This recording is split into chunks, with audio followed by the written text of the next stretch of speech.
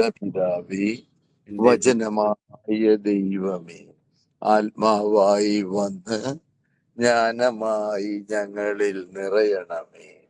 എന്റെ പിതാവേ, വചനമായ ദൈവമേ, സ്നേഹമായി വന്ന് സത്യമായി ഞങ്ങളിൽ നിറയണമേ.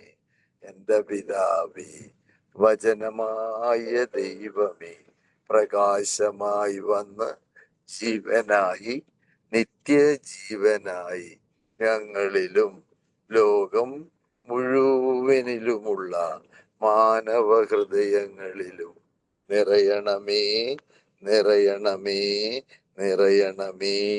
ആമേൻ. വഴിതെറ്റി പോകുന്ന ആടുകൾ. യേശു നല്ല ഇടയനാകുന്നു. നല്ല ഇടയൻ ആടുകൾക്കു വേണ്ടി ജീവൻ ത്യജിക്കുന്നു. നല്ല ഇടയന്മാർ തൻ്റെ ആടുകൾക്ക് വേണ്ടി സ്വജീവൻ ത്യജിക്കുന്നു, കൊടുക്കുന്നു. യേശു നല്ല ഇടയനായിരുന്നു. പാപികളും ബലഹീനരും ചുങ്കക്കാരും വേശികളുമായ എല്ലാവർക്കും വേണ്ടി യേശു സ്വന്തം ഷെയർ ചെയ്യുന്നത് നമുക്ക് കാണാം.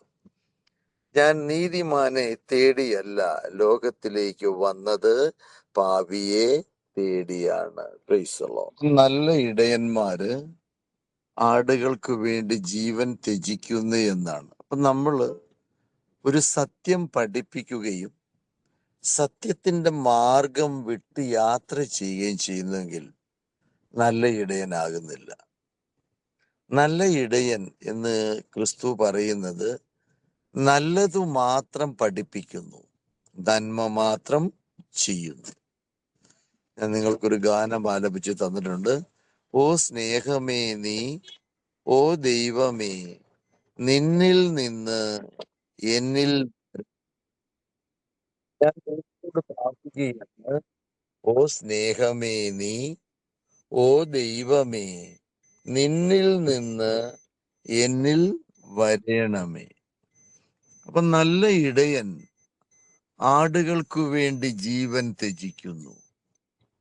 തന്റെ തൊഴുത്തിൽ പെടാത്തവരെയും അവൻ കൂട്ടിക്കൊണ്ടുവരികയും അങ്ങനെ ഒരിടയനും ഒരു തൊഴുത്തും എന്ന വചനമാണ് നാം ധ്യാനിക്കുന്നെങ്കിൽ പരസ്പര സ്നേഹത്തിലൂടെ വേണം ക്രിസ്തുവിനെ സ്വീകരിക്കുവാനും ക്രിസ്തുവിൽ ജീവിക്കുവാനും നന്മ ചെയ്തുകൊണ്ട് ഈ ഭൂമി ജീവിതം പൂർണ്ണമായിട്ട് ക്രിസ്തുവിന് സമർപ്പിക്കുന്നതാണ് നല്ല ഇടയൻ ചെയ്യുന്ന പ്രവൃത്തി.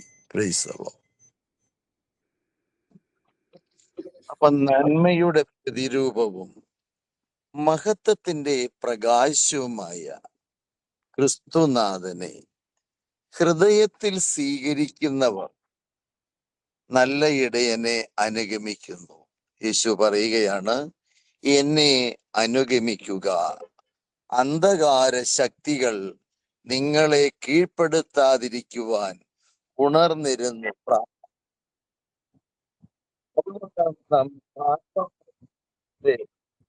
പൂർണ്ണമാക്കുന്നത് നല്ല ഇടയനാണ്. ക്രിസ്തുവിലുള്ള നമ്മുടെ ജീവിതവും അത് തന്നെയാണ് പഠിപ്പിക്കുന്നത്. ക്രിസ്തുവിലുള്ള ജീവിതം പ്രത്യാശയുള്ളതാണ്. കാരണം അത് വചനമാണ്. ക്രിസ്തു വചനമാണ്. ക്രിസ്തുവിലുള്ള ജീവിതവും വചനമാണ്.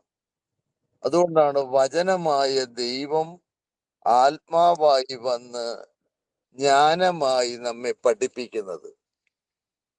ക്രിസ്തുവിൽ നാം ജീവിക്കുമ്പോൾ അത് ദൈവഹിതത്തിന് കീഴ്പ്പെടുന്നു. ക്രിസ്തുവിൽ നാം ജീവിക്കുന്നില്ലെങ്കിൽ നമ്മുടെ ജീവിതം ഈ ലോകം അതിലുള്ള സമത്വത്തെയും സ്നേഹിക്കുന്നു.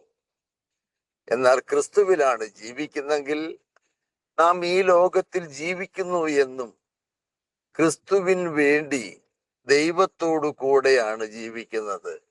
അപ്പോൾ ദൈവത്തിന്റെ ജ്ഞാനം നമ്മുടെ ആത്മാക്കളെ പാപത്തിൽ നിന്നും മോചിപ്പിക്കുന്നു. Praise the Lord. ക്രിസ്തുവിലുള്ള ജ്ഞാനത്തെ ധരിക്കുമ്പോൾ നാം ദൈവമക്കളാകുകയാണ്. ക്രിസ്തുവിലുള്ള ജ്ഞാനം ആത്മാവിൽ ധരിക്കുക നിറയുന്നതാണ്. ധരിക്കുമ്പോൾ നാം ക്രിസ്തുവിനുള്ളവരാണ്. ക്രിസ്തുവിനുള്ളതെല്ലാം ദൈവത്തിൻ്റെതാണ്. ദൈവം സ്നേഹമാണ്. അപ്പൊ ക്രിസ്തു വഴിയാണ് നമുക്ക് ഈ അനുഗ്രഹങ്ങൾ ഭൂമിയിലേക്ക് വരുന്നത്. നമ്മുടെ ആരുടെയും കഴിവുകൾ കൊണ്ടല്ല, ശക്തി കൊണ്ടല്ല, ബലം കൊണ്ടല്ല, പ്രവൃത്തി കൊണ്ടല്ല. ദൈവം ക്രിസ്തുവിന് കൊടുത്ത കൃപ, ആ ഈ ജ്ഞാനമെല്ലാം ലഭിക്കുന്നത്.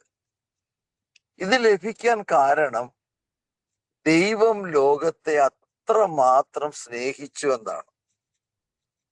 ഈ ലോക ജീവിതത്തെ സ്നേഹിച്ചു എന്നല്ല ദൈവം പറയുന്നത്. ദൈവം ഈ ലോകത്തെ അത്രമാത്രം സ്നേഹിച്ചു. അതിൻ്റെ അതിർത്തികൾ പറയുന്നില്ല, അത്രമാത്രം എന്നാണ്. അപ്പം ദൈവത്തിൻ്റെ ആത്മാവിനെ നൽകി ദൈവം നമ്മെ ലോകത്തെപ്പോഴും കാത്തു പരിപാലിച്ച് രക്ഷിക്കുന്ന ഒരു സ്നേഹമായിരുന്നു ജീസസ് അല്ലെങ്കിൽ യേശു എന്ന് നിങ്ങൾ അറിഞ്ഞുകൊള്ളുവിൻ. Praise the Lord.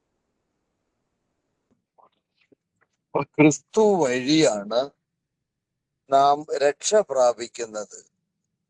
ക്രിസ്തു പഠിപ്പിക്കുന്നുണ്ട്, ഞാൻ വഴിയും സത്യവും ജീവനുമാണ്, എന്നിലൂടെയല്ലാതെ ആരും എൻ്റെ പിതാവിങ്കലേക്ക് കടന്നു പോകുന്നില്ല. എന്തുകൊണ്ടാണ് ആ വചനം അങ്ങനെ പറയുകയും ചോദിച്ചാല്, സ്വർഗത്തിൽ നിന്ന് ഇറങ്ങി വന്നത് യേശുനാഥനാണ്. സ്വർഗത്തിലേക്കുള്ള വഴി അറിയാവുന്നതും പഠിപ്പിക്കുന്നതും യേശുനാഥൻ തന്നെയാണ്. അപ്പൊ യേശുനാഥന്റെ വഴികൾ വചനമാണ്. വചനമായ വഴിയിലൂടെ നമുക്ക് നടക്കുവാൻ ആദ്യം അറിയില്ല. കാരണം വചനം എങ്ങനെയാണ് ആയിരിക്കുന്നത്, എന്താണ് വചനം, എവിടെ നിന്നത് ഉത്ഭവിക്കുന്നു, എവിടെ ചെന്നത് നിൽക്കുന്നു, എങ്ങനെ ഞാൻ വചനത്തെ ഹൃദയത്തിൽ സ്വീകരിക്കും, എൻ്റെ വിശ്വാസം എവിടെ, ഞാൻ ആരെയാണ് തേടുന്നത്, എന്നിൽ ഞാൻ നിലയുറപ്പിച്ചത് ക്രിസ്തുവിലാണെങ്കിൽ അത് ദൈവത്തെ തന്നെ ആയിരിക്കും. അതാണ് യേശുവിൽ വിശ്വസിക്കുക, നീയും നിന്റെ കുടുംബവും രക്ഷ പ്രാപിക്കുമെന്നരുൾ ചെയ്ത ദൈവത്തിന്റെ വചനം. Praise the Lord.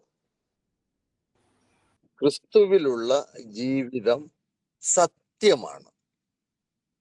സത്യത്തിലൂടെയാണ് നാം ശരിക്കും പ്രാർത്ഥിക്കാൻ തന്നെ പഠിക്കുന്നത്. സത്യത്തിലൂടെയാണ് നാം ജീവിക്കുന്നെങ്കിൽ ക്രിസ്തു സത്യ ദൈവത്തിൽ നിന്ന് വന്നതാണെന്ന് നാം തിരിച്ചറിയും. അതുകൊണ്ടാണ് ക്രിസ്തു പറയുന്നത്, സത്യത്താൽ വിശുദ്ധീകരിക്കപ്പെടാനാണ് ഞാൻ ലോകത്തിലേക്ക് വന്നത്. നിങ്ങൾ സത്യത്താൽ വിശുദ്ധീകരിക്കപ്പെടാൻ. അപ്പൊ ഒരു മനുഷ്യൻ സ്വയം വിശുദ്ധീകരിക്കുക സാധ്യമല്ല. മാനുഷിക മൂല്യങ്ങളുള്ള ഒരു മനുഷ്യന് ഒരിക്കലും തന്നെ തന്നെ സ്വയം വിശുദ്ധീകരിക്കാൻ പറ്റുകയില്ല. അതുകൊണ്ട് അവൻ ആരുടെ സഹായം ചോദിക്കും? ക്രിസ്തുവിനോട് ചോദിക്കും.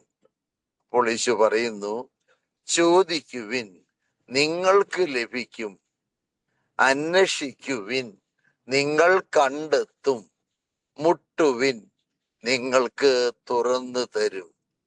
നിങ്ങൾ എന്നോട് ചോദിച്ചാൽ ഞാൻ എൻ്റെ പരിശുദ്ധാത്മാവിനെ വരെ നിങ്ങൾക്ക് ഞാൻ നൽകും.